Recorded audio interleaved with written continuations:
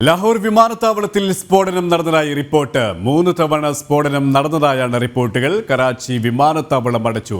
വിശദാംശങ്ങളുമായി ഐസൻ ജോസ് ചേരുകയാണ്. ഐസൻ, ലാഹോറിൽ തുടർ സ്ഫോടനങ്ങൾ ഉണ്ടായതാണ് റിപ്പോർട്ടുകൾ. 3 സ്ഫോടനങ്ങൾ നടന്നതായാണ് പാക് മാധ്യമങ്ങൾ തന്നെ റിപ്പോർട്ട് ചെയ്തത്. മറ്റ് വിശദാംശങ്ങൾ എന്തൊക്കെയാണ്? സുരേഷ്, പാക് മാധ്യമങ്ങൾ തന്നെ റിപ്പോർട്ട് ചെയ്തതിൻ്റെയും അതുപോലെ തന്നെ പാകിസ്ഥാനിൽ നിന്നുള്ള അന്താരാഷ്ട്ര മാധ്യമങ്ങൾ റിപ്പോർട്ട് ചെയ്യുന്നതിൻ്റെയും അടിസ്ഥാനത്തിലാണ് 3 സ്ഫോടനങ്ങൾ ലാഹോറിലെ വിമാനത്താവളത്തിൽ, അതായത് വാൾട്ടൺ എയർഫീൽഡുമായി ചേർന്ന് നിൽക്കുന്ന ലാഹോർ വിമാനത്താവളത്തിൽ ഉണ്ടായി എന്നാണ് ഇപ്പോൾ നമുക്ക് ലഭ്യമാകുന്ന വിവരങ്ങൾ. അത് 3 സ്ഫോടനം നടന്നതിൻ്റെ ദൃശ്യങ്ങളെല്ലാം തന്നെ പുറത്തു വരികയും ചെയ്യുന്നുണ്ട്. വൻ സ്ഫോടനമാണ് നടന്നതെന്നാണ് പ്രാഥമികമായും മനസ്സിലാക്കാൻ സാധിക്കുന്നത്.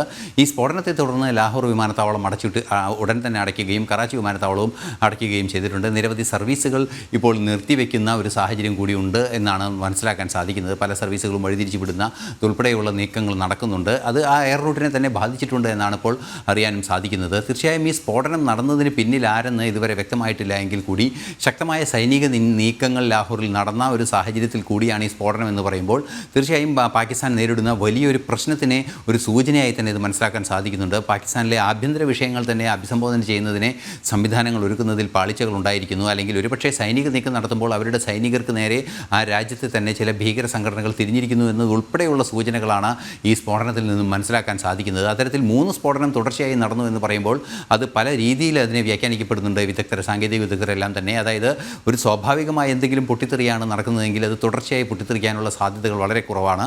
മാത്രമല്ല, ഇത്തരത്തിൽ ഏതെങ്കിലും എക്സ്പ്ലോസീവ്സ് കൃത്യമായി സംവിധാനം ചെയ്ത് ഒരു തുടർച്ചയായി പൊട്ടിത്തെറി ഉണ്ടാക്കുന്നതിനുള്ള നീക്കമാണോ നടന്നിരിക്കുന്നതെന്ന കൃത്യമായ സ്ഥിരീകരണവും ഇനിയും വരേണ്ടതുണ്ട്. ഇവിടെ ഡ്രോണുകൾ ഉപയോഗിച്ചാണ് ഈ സ്ഫോടനം നടന്നത് എന്നുള്ള റിപ്പോർട്ടുകൾ തന്നെയാണ് പുറത്തു വരുന്നത്. തുടർച്ചയായി സൈറൻ മുഴങ്ങി ജനങ്ങൾ വീട് വിട്ട് പുറത്തേക്ക് ഇറങ്ങുന്ന സാഹചര്യമുണ്ടായി. അങ്ങനെ വലിയ ഒരു ആശങ്ക ഇപ്പോഴും നിലനിൽക്കുന്നു എന്നാണ് വരുന്ന റിപ്പോർട്ടുകൾ. ഒപ്പം ഐസൻ സൂചിപ്പിച്ചതുപോലെ തന്നെ ഈ ലാഹോറിലെ സ്ഫോടനം എത്രത്തോളം ആഭ്യന്തര കലാപത്തിലേക്ക്, ആഭ്യന്തര പ്രശ്നങ്ങളിലേക്ക് പാകിസ്ഥാൻ പോയി കഴിഞ്ഞോ, അവിടുത്തെ പ്രശ്നങ്ങൾ പോലും പരിഹരിക്കാനോ നേരിടാനോ കെൽപ്പില്ലാത്ത ഒരു ഭരണകൂടവും സൈനിക ശക്തിയുമാണ് പാകിസ്ഥാനിൽ ഉള്ളത് എന്നത് ഒരിക്കൽ കൂടി വ്യക്തമാവുകയുമാണ്, അല്ലേ? തീർച്ചയായും ഇപ്പോൾ സുരേഷ് പറഞ്ഞതുപോലുള്ള സ്ഫോടനത്തിൻ്റെ സാധ്യത, അതായത് ഡ്രോണുകൾ ഉപയോഗിച്ചുള്ള സ്ഫോടനത്തിൻ്റെ സാധ്യത ഒട്ടും തള്ളിക്കളയാനാവില്ല. അത് തന്നെയായിരിക്കാമെന്ന സൂചനകളും പുറത്തു വരുന്നുണ്ട്. അത്തരത്തിൽ നിരവധിയായ സൂചനകൾ പുറത്തു വരുന്നുണ്ട്. നേരത്തെ സൂചിപ്പിച്ചതുപോലെ എന്താണ് ഈ സ്ഫോടനത്തിന് പിന്നിലെ സാഹചര്യം എന്നതാണ് ഏറെ ഗൗരവമർഹിക്കുന്നൊരു വിഷയം. പാകിസ്ഥാൻ കൃത്യമായി പറയുന്നു ഭാരതത്തിനെതിരെ തിരിച്ചടി നൽകും. തിരിച്ചടി നൽകുന്നത് ചില സമയങ്ങളിൽ പാകിസ്ഥാൻ്റെ പ്രതിരോധ മന്ത്രി തിരിച്ചടിക്കുന്നില്ല, പിന്തിരിയാൻ തന്നെ തയ്യാറാണെന്ന് പറയുന്നു. മണിക്കൂറുകൾക്കകം അത് മാറ്റി പറയുന്നു. നേരത്തെ തന്നെ പാകിസ്ഥാനിലെ വിവിധ നേതാക്കൾ അത് മാറ്റി പറയുന്നു. പാകിസ്ഥാൻ്റെ പ്രധാനമന്ത്രി അവസാനമായി തിരിച്ചടിക്കുമെന്ന രീതിയിൽ അല്ലെങ്കിൽ പ്രതികാരം ചെയ്യുമെന്ന രീതിയിലും മറുപടികൾ പറയുന്നു. എന്നാൽ ഇതിനുള്ള ഒരുക്കങ്ങൾ നടത്തുന്നു എന്നൊക്കെയുള്ള വിവരങ്ങൾ വരുന്നു. ഏത് രീതിയിലുള്ള തിരിച്ചടിയാണ്, അല്ലെങ്കിൽ ഭാരതം നടത്തിയ ഭീകര കേന്ദ്രങ്ങൾക്ക് നേരെ നടത്തിയ ഒരു ആക്രമണമാണ് ഭാരതത്തിൻ്റെ ഭാഗത്തു നിന്നുണ്ടായതെങ്കിൽ ഏത് രീതിയിലാണ് പാകിസ്ഥാൻ അതിന് തിരിച്ചടിക്കുന്നത് എന്നത് സംബന്ധിച്ചൊരു വ്യക്തത പാകിസ്ഥാന് പോലും ഇല്ലാത്തൊരു സാഹചര്യമാണ് ഇപ്പോൾ ഉള്ളത്. തീർച്ചയായും ഈ ഭീകര കേന്ദ്രങ്ങളാണ് തകർക്കപ്പെട്ടത്. ജെയ്ഷെ മുഹമ്മദിൻ്റെയും ഹിസ്ബുൾ മുജാഹിദിൻ്റെയും ഒക്കെ കേന്ദ്രങ്ങളിലാണ് ആക്രമണം നടന്നതെന്ന് കൃത്യമായി ഭാരതം സ്ഥിരീകരിക്കുകയും ആക്രമണം നടന്ന ഓരോ കേന്ദ്രങ്ങളിലും, അതായത് 9ഓളം കേന്ദ്രങ്ങളിൽ ഓരോ കേന്ദ്രങ്ങളും ഇന്ന ഭീകര സംഘടനകളുടെ നിയന്ത്രണത്തിലുള്ള കേന്ദ്രങ്ങളും അതിൻ്റെ മർക്കസുകളും ഒക്കെയാണെന്ന് അക്കമിട്ട് നിരത്തി വാർത്താസമ്മേളനത്തിൽ പോലും പറയുന്ന ഒരു സാഹചര്യം ഭാരതത്തിൻ്റെ ഭാഗത്തുനിന്ന് ഉണ്ടാവുകയും ചെയ്യുമ്പോൾ ഭീകരവിരുദ്ധ ആക്രമണത്തെ ഏത് രീതിയിലാണ് പാകിസ്ഥാൻ പിന്തുണയ്ക്കുന്നത് എന്ന ഒരു സൂചന കൂടി ഇതിൽ നിന്ന്, അല്ലെങ്കിൽ ഒരു വ്യക്തത കൂടി ഇതിൽ നിന്ന് വരുന്നുണ്ട്. ഇത്തരത്തിൽ ആക്രമിക്കപ്പെട്ടത് ഭീകരരാണെങ്കിൽ കൂടി അതിനെ തിരിച്ചടിക്കുമെന്ന് പാകിസ്ഥാൻ പറയുമ്പോൾ ഭീകരർക്ക് വേണ്ടി ഒരു അയൽ രാജ്യത്തെ ആക്രമിക്കുമെന്ന നിലപാടിലേക്ക് പാകിസ്ഥാൻ പോയിരിക്കുന്നു എന്നതാണ് ഏറെ ഗൗരവമേറിയൊരു വിഷയമായി കണക്കാക്കേണ്ടത്. അതുതന്നെയാണ് പാകിസ്ഥാൻ ഇതിനെതിരെ ഭാരതം ഉന്നയിക്കുന്ന, അല്ലെങ്കിൽ ലോകം മുഴുവൻ ഉന്നയിക്കുന്ന ഒരു വലിയ പ്രശ്നം.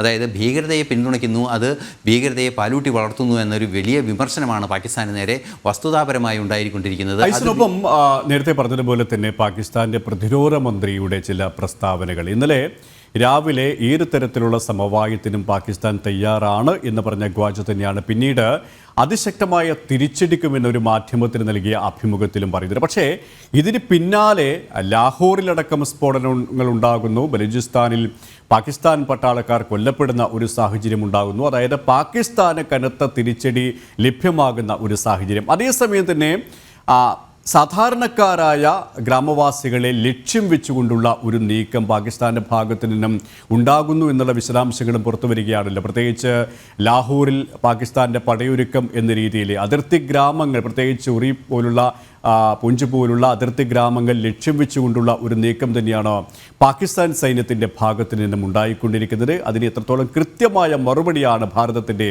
സൈന്യം നൽകിക്കൊണ്ടിരിക്കുന്നത്? ആക്രമണ സാധ്യത മുന്നിൽ കണ്ട് കൃത്യമായ ഇടപെടൽ നടത്തുന്നു ഭാരതം എന്നതൊരു വസ്തുത തന്നെയാണ്. നേരത്തെ നമ്മൾ സൂചിപ്പിച്ചതുപോലെ ഒരു സിവിലിയനെ പോലും ആക്രമിച്ചിട്ടില്ല, ഒരു സിവിലിയൻ്റെ ജീവൻ പോലും നഷ്ടപ്പെട്ടിട്ടില്ല, മിലിറ്ററി അസറ്റുകളെ തൊട്ടിട്ടുമില്ല എന്ന് ഭാരതം പറയുമ്പോൾ നേരെ തിരിച്ചുള്ളൊരു പ്രതികരണമാണ് ഇപ്പോൾ ഭാരതത്തിൻ്റെ മുന്നൊരുക്കങ്ങളിൽ നിന്നും നമുക്ക് മനസ്സിലാക്കാൻ സാധിക്കുന്നത്. ഭാരതത്തിന് നേരെ പാകിസ്ഥാൻ ലക്ഷ്യം വയ്ക്കുന്ന പ്രദേശങ്ങളെല്ലാം തന്നെ സിവിലിയൻ ആക്രമണങ്ങൾ, സാധാരണ മനുഷ്യന്മാരെ ആക്രമിക്കുന്നതിനുള്ളൊരു നീക്കമാണ്. അതുകൊണ്ട് തന്നെയാണ് ഇത്രയും വലിയൊരു ഇവാക്യുവേഷനിലേക്ക് ഭാരതത്തിന് പോകേണ്ടി വരുന്നത്. അതായത് ഈ ഉറിയിലും ആ പ്രദേശങ്ങളിലും എല്ലാം തന്നെ അതിർത്തിയിൽ താമസിക്കുന്നവരെ അടിയന്തരമായ സുരക്ഷിത സ്ഥാനങ്ങളിലേക്ക് മാറ്റാനുള്ളൊരു നീക്കം നടത്തുമ്പോൾ ആ സാധാരണ മനുഷ്യരെ ആക്രമിക്കാനുള്ളൊരു നീക്കമാണ് പാകിസ്ഥാൻ വീണ്ടും നടത്തുന്നത്. ഇത് നടത്തുന്നത് ആർക്ക് വേണ്ടി എന്നതാണ് ചോദ്യം. നേരത്തെ സൂചിപ്പിച്ചതുപോലെ ജെയ്ഷെ മുഹമ്മദിനും ഹിസ്ബുൾ മുജാഹിദിനും അതുപോലുള്ള സംഘടനകൾക്കും വേണ്ടി 3 പ്രധാന ഭീകര സംഘടനകളാണ് ഈ ഒളിത്താവളങ്ങൾ കേന്ദ്രീകരിച്ച് അല്ലെങ്കിൽ പരസ്യമായി പ്രവർത്തിക്കുന്ന ഇത്തരം ഭീകര പ്രവർത്തന കേന്ദ്രങ്ങളും പരിശീലന കേന്ദ്രങ്ങളും 9ഓളം കേന്ദ്രങ്ങളിൽ അതിശക്തമായ ആക്രമണം ഇന്നലെ നടന്നത് അവർക്ക് വേണ്ടി നടത്തുന്ന ഒരു പ്രത്യാക്രമണം എന്ന രീതിയിൽ ഇതിനെ വ്യാഖ്യാനിക്കപ്പെട്ടിരിക്കുന്നു. സ്വാഭാവികമായും ആ ഭീകര സംഘടനകളോട് എതിർപ്പുള്ള സംഘടനകൾ തന്നെയാണ് ബലൂചിസ്ഥാൻ ലിബറേഷൻ ആർമി. അത്തരത്തിലുള്ള സംവിധാനങ്ങൾ, ആ ഭീകര സംഘടനകളോട് വ്യക്തമായ എതിർപ്പുള്ളവരും പാകിസ്ഥാൻ ആ ഭീകര സംഘടനകൾ സ്വാഭാവികമായും ഈ പാകിസ്ഥാന്റെ ഇത്തരത്തിലുള്ള നീക്കങ്ങൾ തീർത്തും ഒറ്റപ്പെട്ട ഒരവസ്ഥയിലേക്ക് പാകിസ്ഥാൻ എത്തിക്കില്ലേ? പ്രത്യേകിച്ച് ലോകരാഷ്ട്രങ്ങളുടെ പിന്തുണ ഭീകരതയ്ക്കെതിരായ പോരാട്ടത്തിൽ ഭാരതത്തിനൊപ്പമാണ്. പ്രത്യേകിച്ച് ഈ ഓപ്പറേഷൻ സിന്ദൂരിലടക്കം ഈ ഭാരത സൈന്യം നടത്തിയ ആക്രമണം അല്ലെങ്കിൽ തിരിച്ചടി കൃത്യമായ രീതിയിൽ ഭീകര കേന്ദ്രങ്ങൾ തകർത്താണ്. അവിടെ സൈനിക കേന്ദ്രങ്ങൾ ഒരു സാധാരണക്കാരൻ പോലും കൊല്ലപ്പെടുന്ന ഒരു സാഹചര്യം ഉണ്ടാക്കിയിട്ടില്ല. അതുകൊണ്ട് തന്നെ ഭീകരതയ്ക്കെതിരായുള്ള പോരാട്ടം എന്ന ഭാരതത്തിൻ്റെ ആ ഒരു പ്രഖ്യാപനം അടിവരയിടുന്നതായിരുന്നു ഓപ്പറേഷൻ സിന്ദൂർ. പക്ഷേ സാധാരണക്കാരായ ഗ്രാമീണരെ ലക്ഷ്യം വെച്ചുകൊണ്ടുള്ള ഒരു നീക്കം, കാരണം സൈന്യത്തിനെതിരെ ഭാരത സൈന്യത്തിനെതിരെ പ്രത്യാക്രമണം നടത്താൻ പാക് സൈന്യത്തിന് കെൽപ്പില്ല എന്നത് ഒരിക്കൽ കൂടി അടിവരയിടുന്നതല്ലേ? അത് സാധാരണക്കാരെ ലക്ഷ്യം വെക്കുന്നത് അതുകൊണ്ട് മാത്രമല്ലേ? എന്നാൽ അത് പാകിസ്ഥാനെ അന്താരാഷ്ട്ര തലത്തിൽ കൂടുതൽ ഒറ്റപ്പെടുന്ന ഒരു സാഹചര്യത്തിലേക്കല്ലേ എത്തിക്കുന്നത്? തീർച്ചയായും സുരേഷ്, ഭാരതത്തിൻ്റെ സൈന്യവുമായി നേരിടാനുള്ള ശേഷി പാകിസ്ഥാനില്ലെന്ന് പതിറ്റാണ്ടുകൾക്ക് മുമ്പ് തന്നെ തെളിയിക്കപ്പെട്ടതാണ്. നമുക്കറിയാവുന്നതാണ്. അത് സിംല കരാറിൻ്റെ സ്വഭാവമായാലും ഒക്കെ അതിൻ്റെ അടിസ്ഥാനം തന്നെ പാകിസ്ഥാനെ ഭാരതം പരാജയപ്പെടുത്തിയതിൻ്റെ ചരിത്രങ്ങൾ തന്നെയാണ്. അതുകൊണ്ട് തന്നെ പാകിസ്ഥാനെ ഏത് യുദ്ധത്തിലായാലും, ഇപ്പോൾ കാർഗിൽ യുദ്ധമായാലും, കാർഗിൽ യുദ്ധത്തിൽ നുഴഞ്ഞുകയറ്റക്കാരെ പൂർണ്ണമായും ആക്രമിക്കാനും പൂർണ്ണമായും ഇല്ലാതാക്കാനും ശക്തമായ നുഴഞ്ഞുകയറി പിടിച്ചടക്കിയ പ്രദേശങ്ങൾ മുഴുവൻ തിരിച്ചുപിടിക്കാനും ഭാരതത്തിന് സാധിച്ചു. എന്നാൽ ഇതുപോലെ നേരത്തെ സൂചിപ്പിച്ചതുപോലെ ഒരു ഭാരതത്തിൻ്റെ അതിർത്തി കടന്ന് ഒരു ബുള്ളറ്റ് പോലും, ഒരു വെടിയുണ്ട പോലും പുറത്തോട്ട് പോയില്ല എന്ന യാഥാർത്ഥ്യം കൂടി നിലനിൽക്കുകയും ചെയ്യുന്ന അത്രയും കൃത്യമായ നയതന്ത്ര തലത്തിൽ പാകിസ്ഥാനെ കൃത്യമായും ഒറ്റപ്പെടുത്തുന്ന രീതിയിലുള്ള യുദ്ധതന്ത്രങ്ങളാണ് കാർഗിൽ വാറിൻ്റെ കാര്യത്തിലായാലും പല യുദ്ധങ്ങളുടെ കാര്യത്തിലായാലും ഭാരതം സ്വീകരിച്ചു പോരുന്നത്. സ്വാഭാവികമായും ഈ സർജിക്കൽ സ്ട്രൈക്കിലെല്ലാം തന്നെ അത്തരത്തിലൊരു നീക്കം, അതായത് ഭീകര കേന്ദ്രങ്ങളെ ലക്ഷ്യം വയ്ക്കുക, തങ്ങൾക്കെതിരെ തങ്ങളുടെ രാജ്യത്തിൻ്റെ സുരക്ഷയെ ബാധിക്കുന്ന പ്രദേശങ്ങളെ മാത്രം ലക്ഷ്യം വയ്ക്കുക, അത്തരം പ്രവർത്തനങ്ങളെ മാത്രം ലക്ഷ്യം വയ്ക്കുക എന്ന ഭാരതത്തിൻ്റെ കൃത്യമായ ഒരു സൈനിക നയതന്ത്ര നയം തന്നെയാണ് എല്ലാ കാലങ്ങളുമായി, അത് ഈ കഴിഞ്ഞ കാലങ്ങളിലെല്ലാം തന്നെ കൃത്യമായി നടപ്പാക്കിക്കൊണ്ടിരിക്കുന്നത്. പുൽവാമ ആക്രമണത്തിന് ശേഷം എല്ലാം തന്നെ അത്തരത്തിലൊരു നയം വളരെ കൃത്യമായി ഭാരതം പിന്തുടരുകയും അത്തരത്തിലുള്ള സൈനിക നിയന്ത്രിത നയം വളരെ കൃത്യമായി പിന്തുടരുകയും ചെയ്യുന്ന ഒരു രാജ്യമാണ് ഭാരതം. എന്നാൽ നേരെ തിരിച്ചാണ് പാകിസ്ഥാൻ്റെ നീക്കങ്ങൾ എന്നതാണ് ഏറെ ഗൗരവമർഹിക്കുന്നൊരു വിഷയം. ഭീകരതയ്ക്ക് പിന്തുണ നൽകുക, വളരെ വലിയ ഭീകര സ്വഭാവമുള്ള സംഘടനകളെ ഇത്തരത്തിൽ ഭാരതത്തിലേക്ക് കടത്തിവിടുക, പല രീതിയിൽ കടത്തിവിടുക, മുംബൈ ഭീകരാക്രമണം, പഹൽഗാം ആക്രമണം പോലുള്ള അത്തരത്തിലുള്ള ഒളിയാക്രമണങ്ങളിലൂടെ ഭാരതത്തെ ഛിദ്രിപ്പിക്കുക എന്ന നീക്കമാണ് നടത്തുന്നത്. അത് തീർച്ചയായും ഭാരതത്തിൻ്റെ സിവിലിയൻസിനെ മാത്രം ലക്ഷ്യം വയ്ക്കുന്നതുമാണ് എന്നത് ഒരു യാഥാർത്ഥ്യം തന്നെയാണ്. ഐസക് ജോസാണ് വിശദാംശങ്ങൾ നൽകിയത്.